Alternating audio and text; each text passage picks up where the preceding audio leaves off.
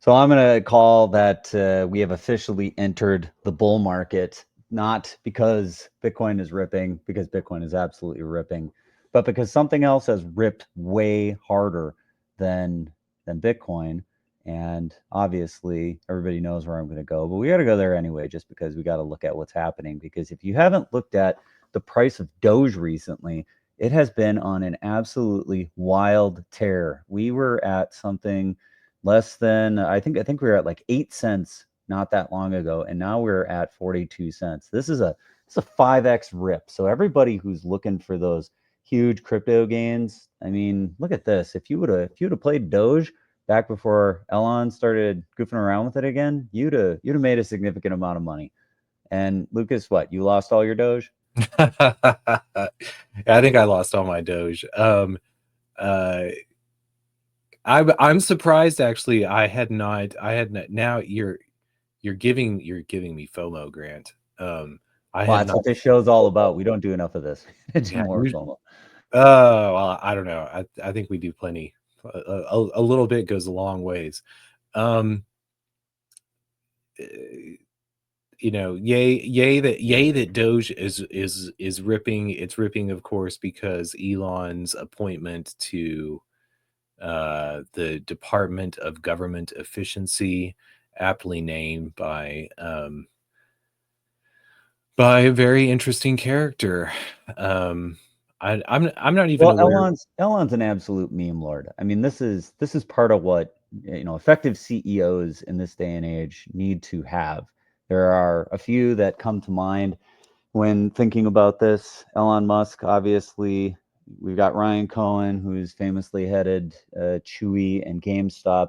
This is the kind of communication that needs to happen. And I would even go so far as to say that your buddy Trump is a meme lord as well. Oh, Trump is not a meme lord. He is the meme lord. I mean, he has brought politicians around. I don't know if we can call it authenticity or some guys thereof, but you know, um, and Vivek Ramaswamy also there's a new kind of openness that exists in our leaders, and I do think that's a Well, good.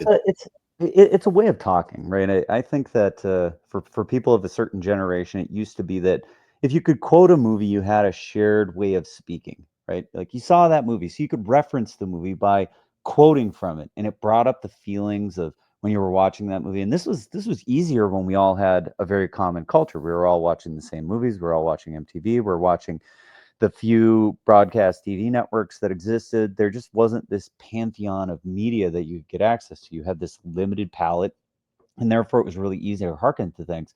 That sort of a thing that used to exist, this exists now, but it exists in the form of memes. It exists in internet culture. And so the thing that we do have in common amongst the people that live on the internet is we're all populating certain sites and we're seeing certain types of content. And this was what Reddit did really well at, right? Like in the early days that I remember when people jumped to Reddit for the first time, it was pretty much all memes. And so this idea of memetics and creating memes and communicating through visual, audio, some amount of video is starting to creep in more and more. This is an effective way of communicating, and the people that are good at it and have captured this, I think that they're being the most successful in the attention economy. I agree. It's and it's refreshing to have humor injected into conversations, and also not to be there's this suspicious patrolling of language, um, that that we had leaders so careful, like walking on eggshells about everything that they said. Elon, certainly a departure from that. Vivek, especially in his political campaign and discussions about politics, is a departure from that. And interesting that you bring up the time in the world whenever we were all stuck quoting movie lines. I think memes are so much more powerful because movie lines were too rote. Um, uh, and guilty. I was guilty. I can quote all of Dumb and Dumber and a couple of other select films from the Well, the night. reason I hearken to that is because a lot of the memes are like movie still frames, right? We're still doing this because They're one of the mediums of communication. They have a coherent story. They evoke certain characters.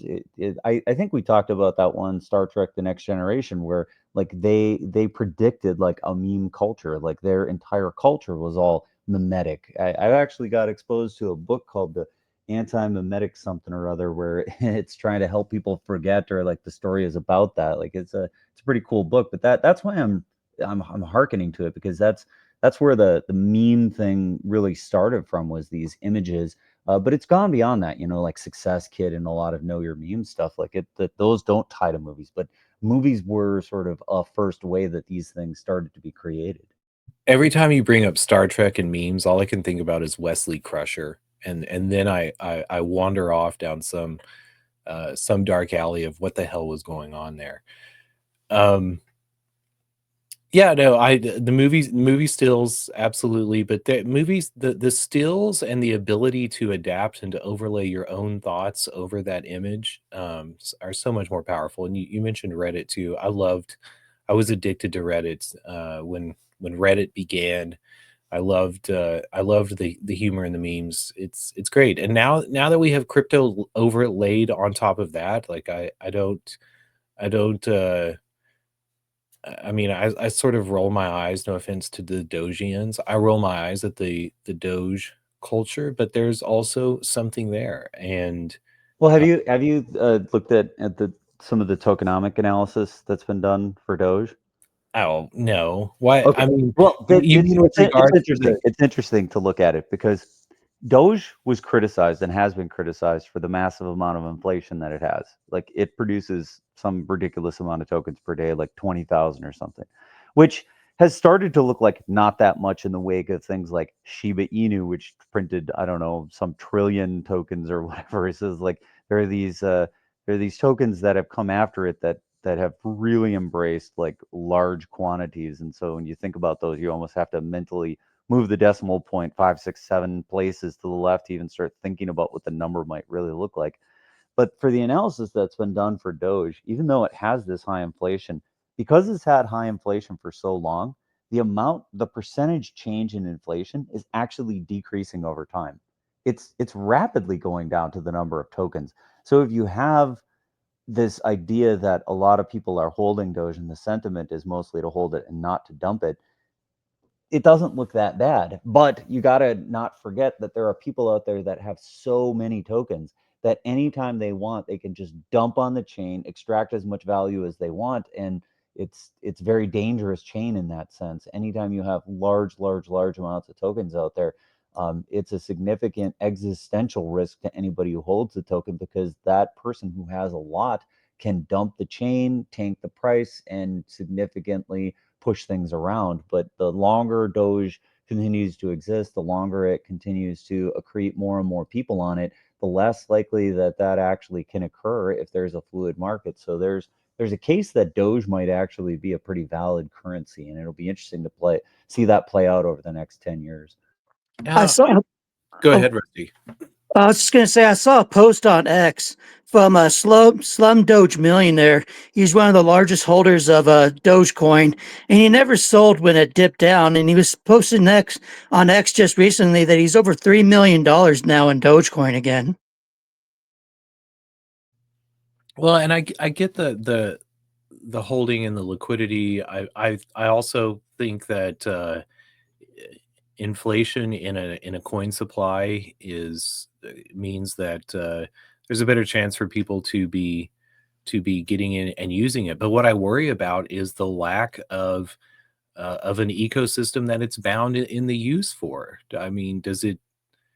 I don't understand. And not only that, but if there is some sort of inflationary supply, is there any way that it's soaked up? Is there anything that burns Doge? These This is these are why. the right questions. What is the fundamental use of the token? Is there one? Can it actually balance out over time? I don't think it can, honestly. It's like any token that doesn't have a fundamental use or ecosystem around it, it's going to be pretty hard to understand how that thing exists in the face of, face melting Bitcoin increases. If what has been predicted for Bitcoin, which is that it blows past 100K, blows past 250K, goes to something like $13 million. That sort of an idea of Bitcoin just encountering this face melting rip of, green candles over a period of time. I think it's going to be pretty hard for a lot of crypto to survive that drain, because if all liquidity just pushes towards Bitcoin, you could see the rest of the alt market just completely collapse. This is true, and I think it's also, as we have that discussion about some way to soak up or burn a currency that's being used. This is why the focus on the FOMC, federal funds rate and the repossession rate are so important, because those are in effect. Sadly, the dollar is not burnt, or God knows if it actually is. But that is a way that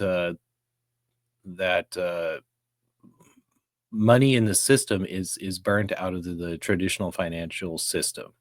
Unfortunately for us, it just goes into the hands of bankers. But if crypto can figure out some way, even with say, like in the case of Ethereum, it costs money to move Ethereum around. That goes to the miners.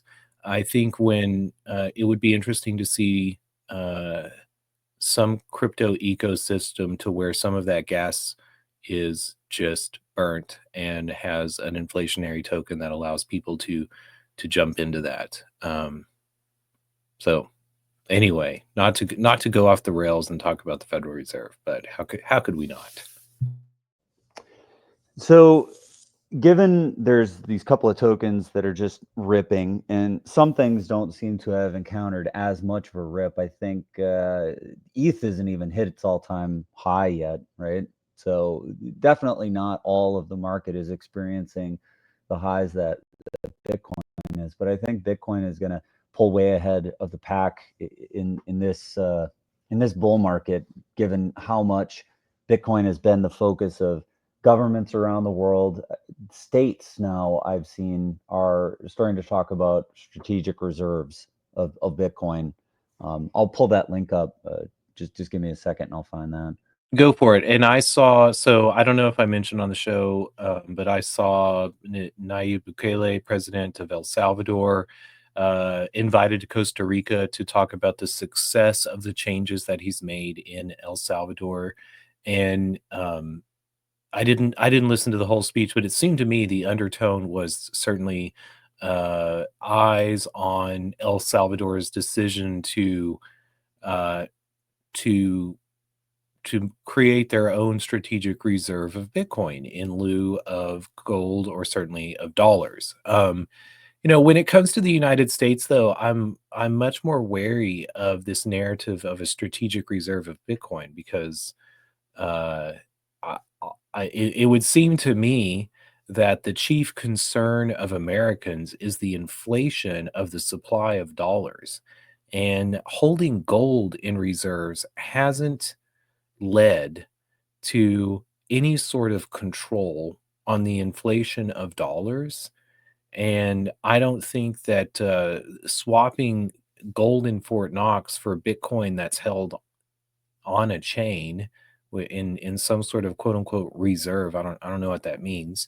I think that there is a misunderstanding of how we're going to use crypto to curb inflation. But in the meantime, politicians are going to jump on a bandwagon whenever the music is playing, and many politicians are now talking about this strategic reserve. Like this might be part of Trump's grand plan for stopping inflation, but we'll see how that works out. What is this you have here? What are all these gold states or green states? Mario posted this the other day, that people have been talking about various states establishing strategic Bitcoin reserves, and so this was the map that I had put up to show that this post was talking about it. And I've actually seen this from a couple different places, but this post by Mario kind of came up quick when I was looking for the map. So I think that this is really just talking about regulation by the various states, who's more friendly to what, but also that some of these states have talked about establishing their own Bitcoin reserves, just like a lot of endowments and other companies have talked about having part of their treasury management being done in Bitcoin. So a lot of family offices, big companies, they have these treasuries, they have these endowments, and so we've seen that big endowments companies are pursuing Bitcoin as part of their treasury management strategy.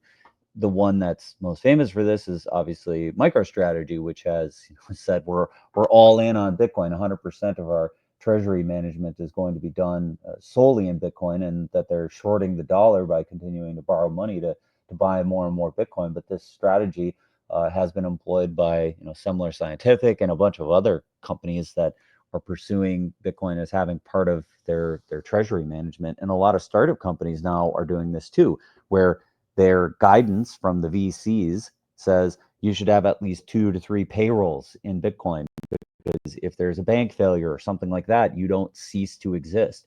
You can sell what you can. So I think what we're going to start seeing is Bitcoin is the asset that you sell when you have to, because it's liquid and it's always liquid. You can always go get money for it.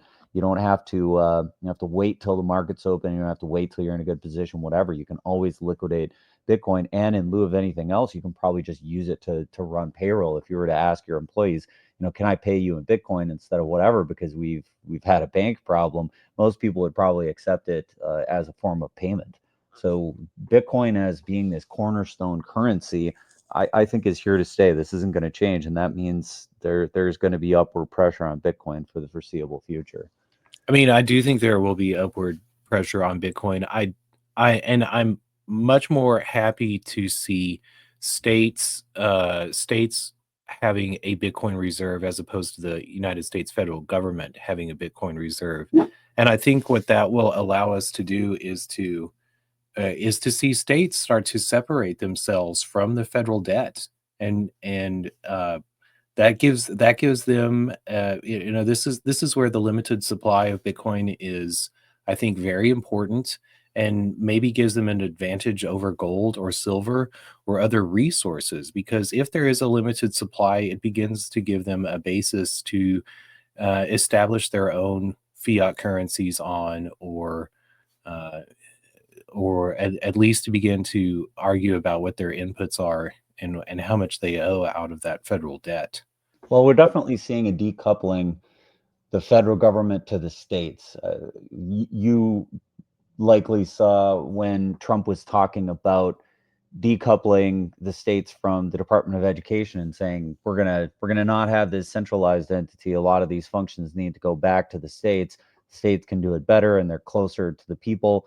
The bureaucrats in Washington have not done a good job of managing education. This is the claims that he's had, and that he wants to push that back. I think I've heard this on several different fronts, as Trump's laid out the goals for his administration is to do quite a bit of this kind of a thing. And the Department of Governmental Efficiency, is tasked with a similar type of activity. Find where all of this money is going and what we're spending money on in a way that really isn't adding a lot, and change it. I think they were also talking about changing the way accreditation was working, the way endowments were going to work, and doing a bunch of stuff like this to try and curb what's going on in higher education. So it'll be interesting to see how these things play out. Well, when we think about how the federal government, because we lament the control of agencies, federal agents, blah blah blah blah, but the real way that they control states, counties, and towns is by giving them money. And think about the 55 mile per hour speed limit. What was the quid pro quo in the 70s in the face of the energy crisis of like 1974, and the government's response, oh, we're going to make everybody drive slower so they have a higher fuel efficiency. Well, when states like Texas and Montana said we don't we don't want to drive 55 miles an hour, we have big states, we have to drive a long ways, we're very rural, the federal government turned around and said, oh, well, we're not going to give you any dollars for your highways if that's the case. And you think also about the CARES Act and the what was Biden's poorly named Inflation Reduction Act? Yes, the Inflation Reduction Act. Yeah, we will reduce inflation by increasing inflation. Yeah, we will. There you have. It's you can't you couldn't get more 1984 on this, like peace through war, inflation reduction through inflation. I was thinking exactly the same thing, but then I didn't want to say it because then it becomes more and more real. But that's exactly what the federal government does all the time. So you can begin to see if states have their own reserve of an asset, and an asset that is in no control of any one geographical area of the world. They can all contribute to the consensus security to quote unquote mine Bitcoin.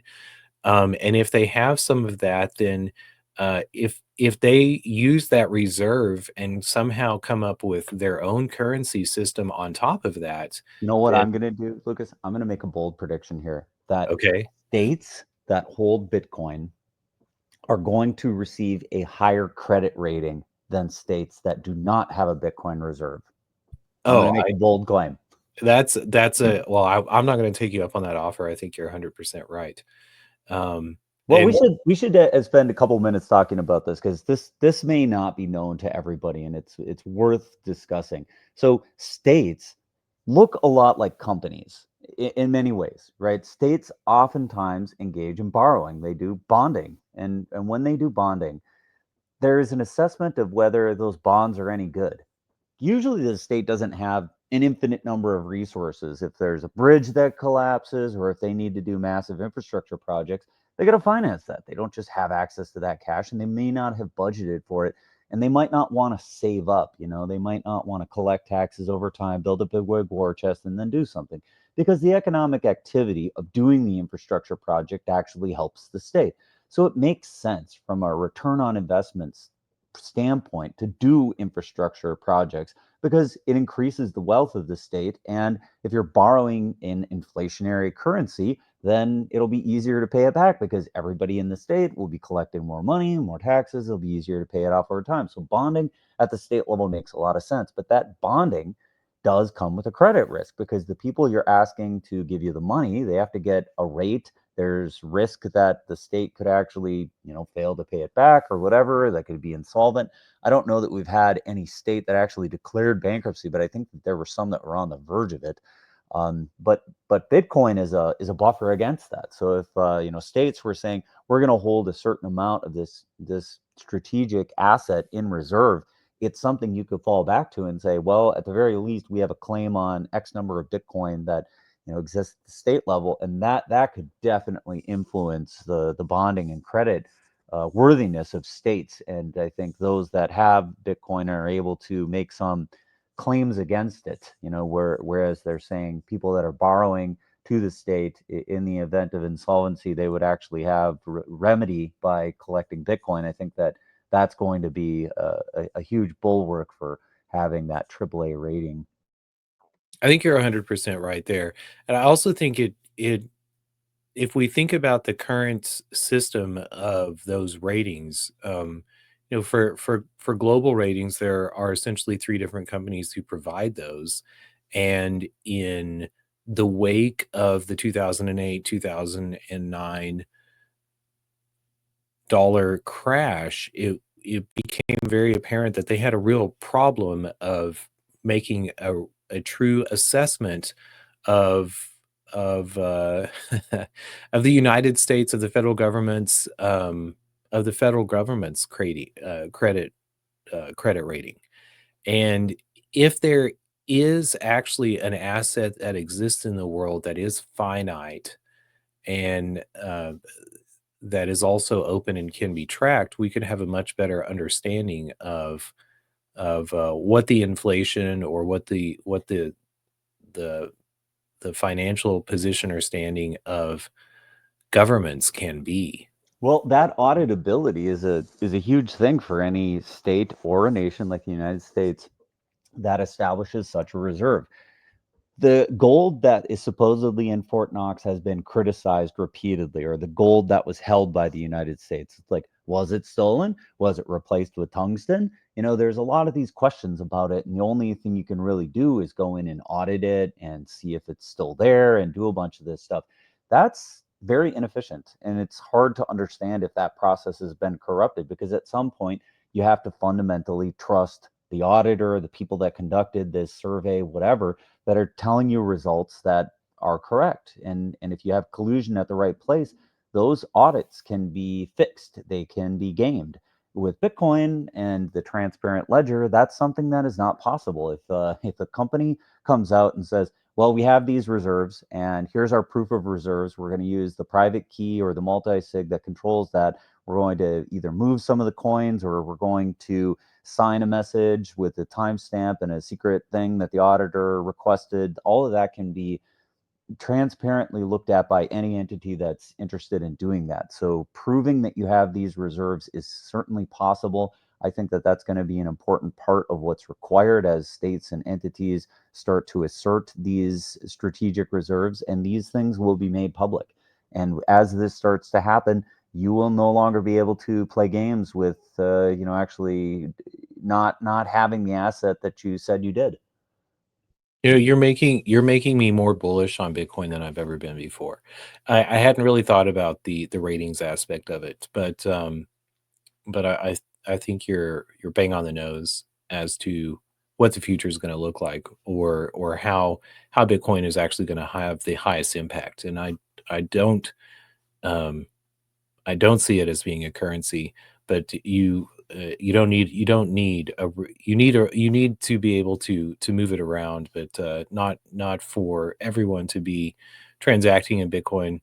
Um, Well, so as you've started to tell me about the ways that gold was used in times past between governments as settlements of account between nation states, I look at that as like one of these primary use cases. I mean, this I think will be one of the fundamental ways that Bitcoin functions.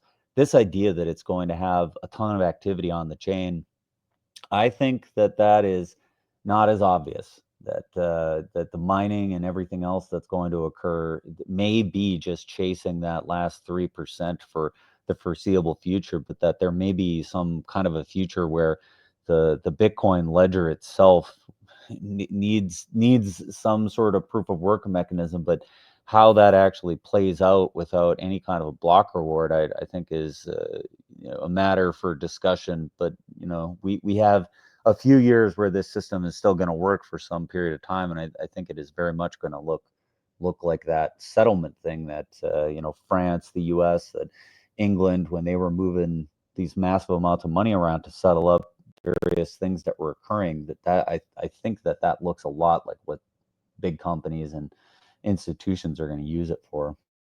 well, and I think that we would have a lot greater acceptance, or a greater understanding and a faster. Well, now it seems that that leaders are beginning to understand this. But remember how excited we were to see the senator of Wyoming become pro Bitcoin, and waited on the edge of our seats to see what the Republican presidential candidates were going, what position they were going to take. Loomis wasn't actually up this time around, right? She was just still in. Yeah, well, I don't recall seeing her. I don't recall seeing her in election campaigning or in results. So I assume that's true. Um, but I think as they begin to understand Bitcoin as a reserve, and again, like, we in the United States should understand the difference between our states holding Bitcoin and our federal government holding Bitcoin, because we're trying to get off of the inflation of the supply of dollars, and it already has its reserve of gold that it already lies about. Because another aspect of this is going to be beginning to understand uh,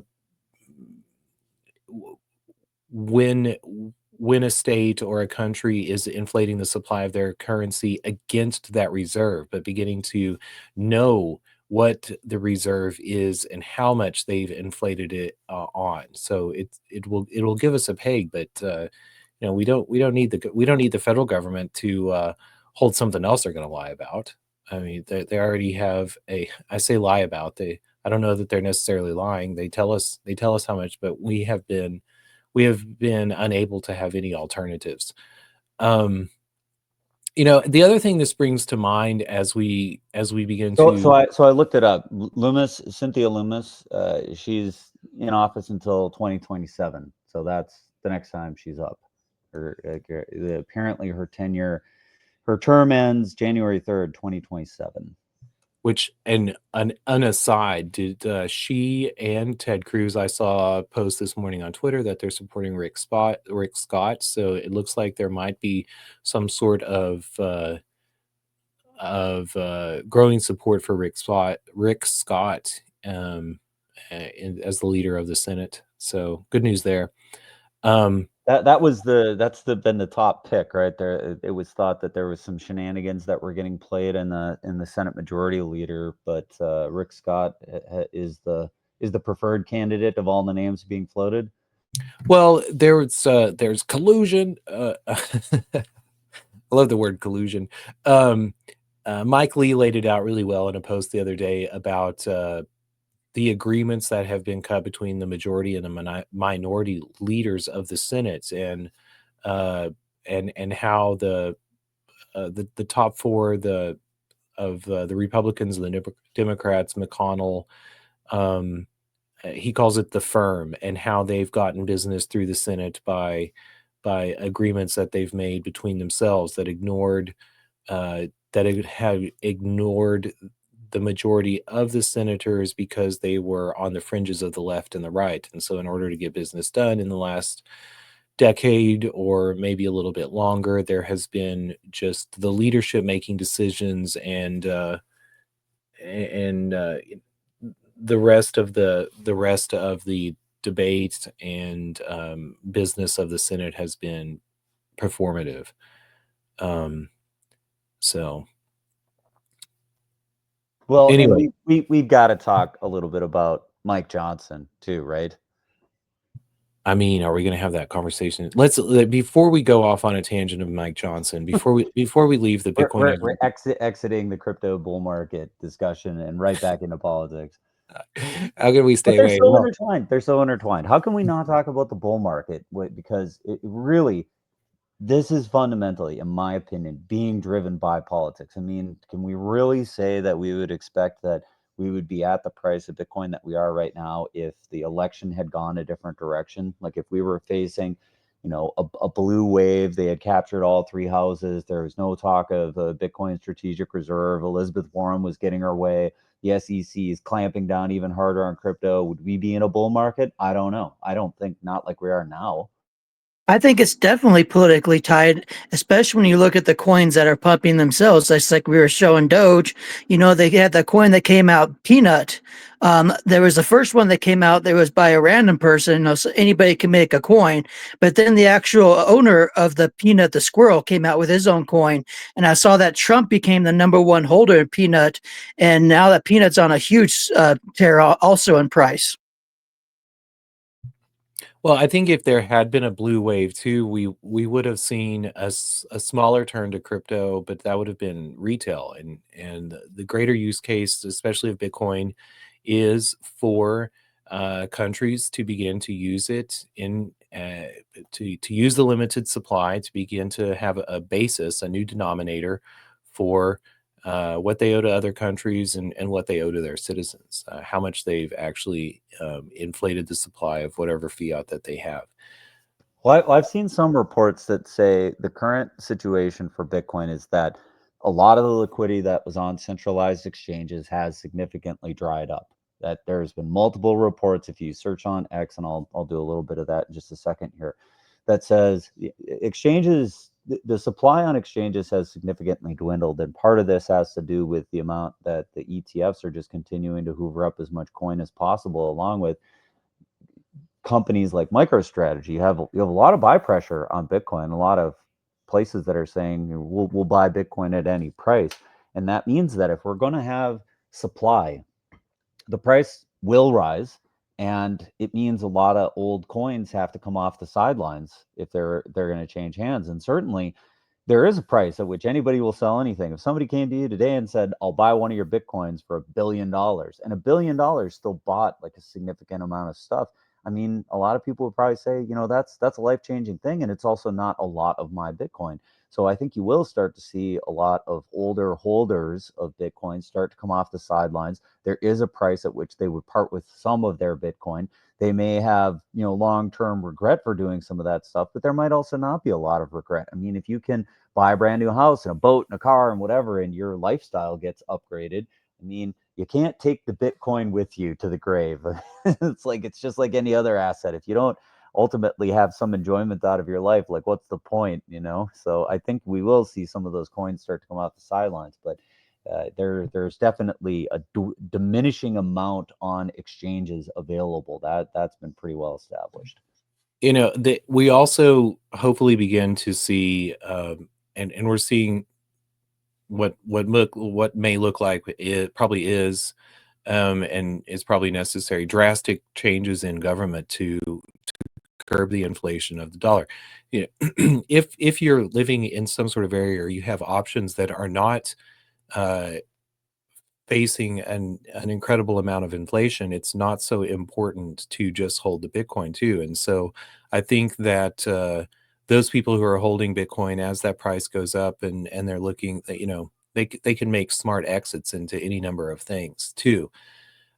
I have two questions. Well, here's a chart. So this is just one example. So this was from a while ago. It feels like a long time ago. This is pre-election. This is before we had actually cast ballots and seen who was going to win, whatever.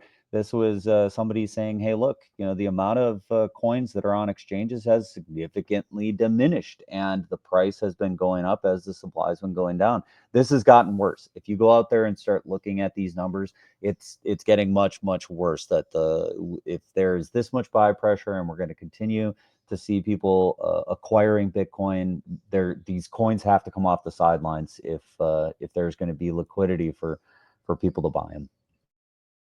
Well, okay.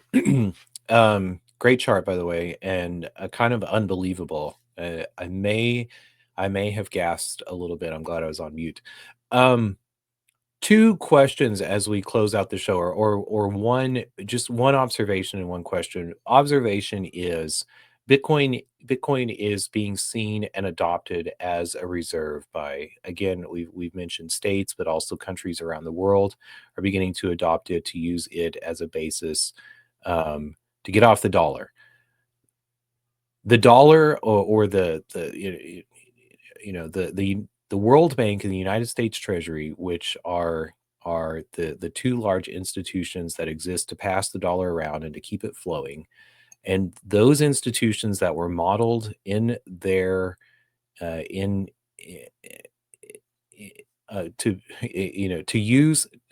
be the international counterparts to the Federal Reserve and the World Bank, the IMF, the United States Treasury and the Federal Reserve, the IMF and the World Bank, have foreseen this problem. And I think that as we talk and think about Bitcoin as a reserve, it will be also interesting and important to keep an eye on carbon credits and the carbon market, because it may operate in the same vein. The question I have, you bring up MicroStrategy, and I think MicroStrategy is so very interesting. We have the likes of international corporations, some that were based on assets, oil companies, the long-standing policy in the wake of World War II that our oil companies' interests were the same interests of the United States. What do you think the future of MicroStrategy is? I mean, I forget what I forget how many actual Bitcoin that they have, but I know it's an unbelievable number. What do they become? As we talked earlier about credit rating agencies that already exist, about a world in which they become CHOAM. That's what they become. CHOAM From Dune, the company, the CHOAM Corporation. This is how CHOAM starts right here. Like a company that just says I'm all in on Bitcoin and just acquire as many as possible. This is what it looks like to create a company that was foretold by Frank Herbert. This is the Chome Corporation right here. Yeah, but what about like actually existing in the world? Oh, what do they do? Well, the thing that they can start doing is everything because they're going to have all the money. So they'll be able to start doing anything they want. Right now, they're in acquisition phase of the one true currency, and then until there's some commodity out there in the world like spice or something else that becomes more valuable than Bitcoin, they will now have the funding to start doing whatever it is that they feel like doing because they will now be able to fund it. But Michael Saylor has talked about what that looks like, right? Why would I spend Bitcoin to try to acquire more of whatever when I could just sit and hold on to Bitcoin and do nothing and watch it appreciate? So you start to have the imbalances of businesses that don't actually make money, that don't actually have a function, to not be able to exist anymore. This thing that existed in the fiat world where you could borrow money and you could put it to work because you could get the money for free, in a world of Bitcoin, that's not as feasible anymore. But if the world becomes a world in which nation states are holding Bitcoin in the reserves to balance to base their currencies, their fiat currencies off of, where does MicroStrategy go to exist? If it becomes a great gold mine, um, They that end up looking like a honeypot for the U.S. government for sure. I think this is an existential risk that just exists out there in the world. Like we talked about this, right? It's hard to be a man without a nation. We saw how well that worked out for John McAfee, and you really can't just be a pirate sailing the high seas. You need nation state backing to protect you in some sense. I don't think MicroStrategy is going to be able to exist out there in cyberspace with it's massive amount of Bitcoin. There's certain people that are going to be involved in the custody of those Bitcoins. They're going to be involved in how it actually works, and those people are subject to jurisdictions. What are you going to do when they grab you and throw you in the gulag? You're going to comply. I think real power is an important thing. Yeah, certainly Bitcoin is a soft war power. It's a real power thing, but you're still subject to those who have the guns and the weapons. And unless Bitcoin somehow changes that real power situation, I think MicroStrategy is still beholden to whatever nation that it exists inside of. Well, if I were MicroStrategy or Michael Saylor, I would be trying to think about how to ingratiate and make myself useful to all the countries of the world. But I don't know exactly what that looks like. Anyway, just a question I wanted to throw your way as we bring up MicroStrategy.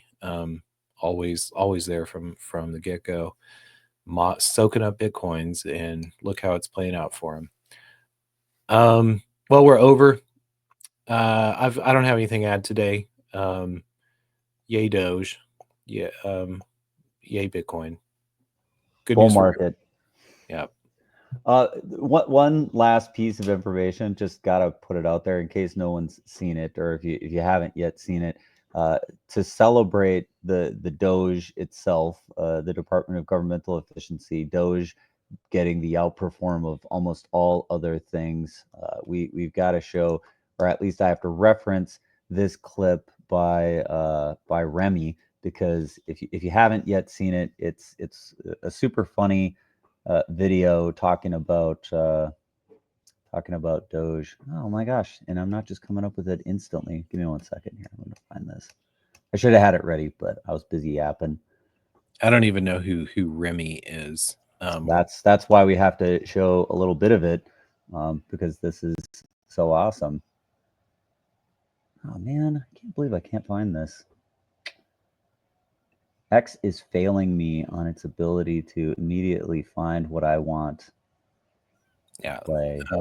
I'm going to make a coin that's the Department of Government Inefficiency, doggy, with an I. Okay, that finally came up. Here we go. So if you haven't yet seen this video, it's worth watching. I'm calling this guy the next Weird Al right here. This guy is absolutely fantastic. So check out the video. The link will be there in the post. So for the today, but yeah, this is the one right here. This is a funny kind of music video of this guy talking about putting all his savings into dog money. Oh God, I saw this actually on my feed this morning, and I scrolled right by it. So I will. No, do not scroll by this. This one's good. Okay, sounds good. All right, we'll see you tomorrow. See you tomorrow.